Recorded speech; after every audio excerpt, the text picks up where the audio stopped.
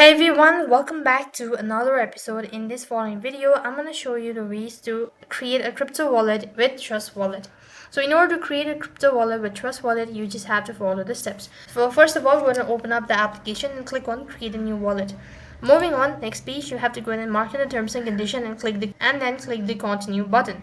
Next, you have to go ahead and set the recovery fee. So make sure to copy this down and click on the continue button.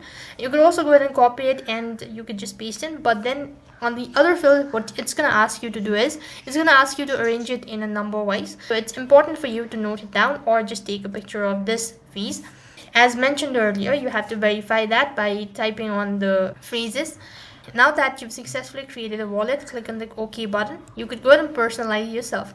So in order to add multi-coin, you can see you could go ahead and press the gear icon, and here you have the multi-coin wallet. And next page, you could go ahead and manage your information, all of that. That's basically how you can create a new crypto wallet into your Trust Wallet account or with your Trust Wallet. That is all for this video. I hope the video was helpful.